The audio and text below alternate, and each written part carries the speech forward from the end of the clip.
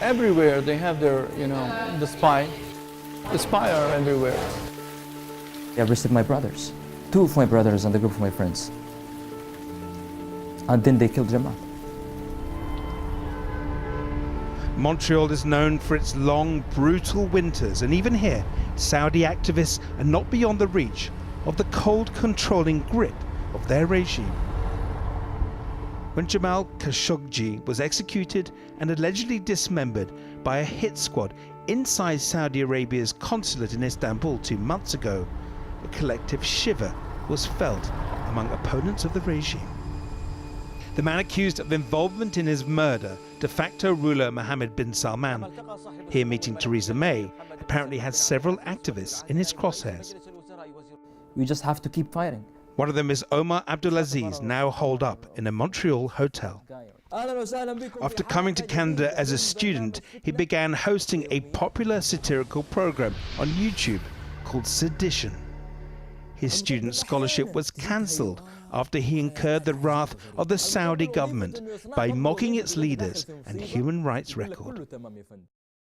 He corresponded closely with Khashoggi, discussing ways to counter what they called the Saudi Cyber Patrol Army, labeling them as the Flies.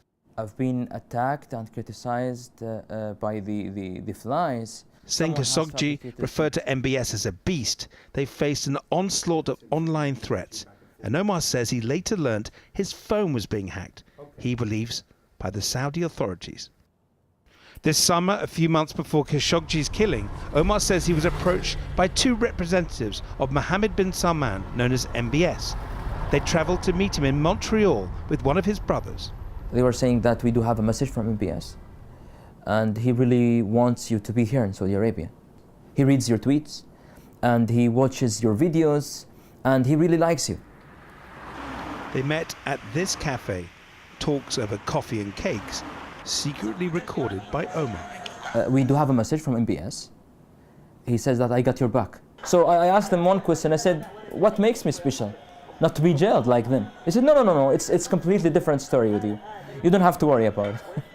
Just as Khashoggi was allegedly told to go to Istanbul's Saudi consulate, so too Omar was told to visit the Saudi embassy in Ottawa. They've tried the same with me.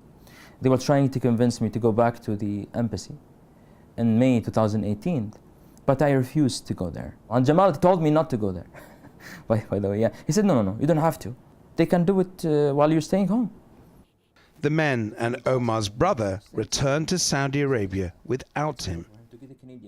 He says revenge was swift. I didn't cooperate with them when I didn't go to the embassy with them. A few months later, 15 armed men entered our house in Saudi Arabia. They took 2 of my brothers. And then they killed Jamal. According to international human rights groups, many Saudi activists, including several women, have been detained and tortured in Daban prison. One of the worst prisons in Saudi Arabia. Omar says his brother is among them. And now they're torturing him because he's my brother.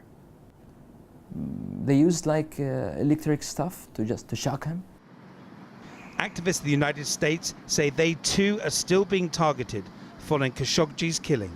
Abdullah al-Auda fled here to Washington, D.C. last year. His father Salman, a prominent cleric with 14 million Twitter followers, has been imprisoned for criticizing the government and may even face the death penalty.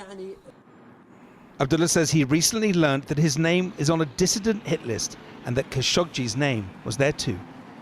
Somebody called me and he said, we have a news that your name is on that list. On several occasions, Abdullah shared a platform with Khashoggi. Now he says the Saudi government has hit back, freezing his consular services, withholding a new passport, telling him to go home. They frankly refused to renew my passport, and they asked me to go back to Saudi Arabia. They said my services are frozen in the kingdom. It's like I do not exist. 60 to 80,000 Saudi students in the United States. Ali Al-Ahmed is a Saudi journalist in exile. Like Abdullah, he says he's seen how the Saudi state has cut scholarships among its students in Washington as a way of trying to silence even the mildest dissent. You're talking about hundreds of them who have not gotten their passport renewed, and their scholarship cut. They have the fear of that they will end up in prison. Right now, if you go to prison, you're going to prison for a long time, and you'll be tortured, or maybe even executed. It's like Saddam's approach. Your cousin was in this dissident, then you are a dissident. It's alleged that the crackdown is being conducted through the Saudi embassy in Washington. This diplomatic mission is also accused of playing a part in the plot to lure Khashoggi to Istanbul. Jamal Khashoggi was sent to Turkey from here. Here they told him to go to Turkey to finish his paperwork because his wife is Turkish and she lives there, so it has to be that consulate. This Saudi embassy told him that, and they are responsible. Have you? So that was planned. That's of course the Saudi council who told Mr. Khashoggi to go to Turkey.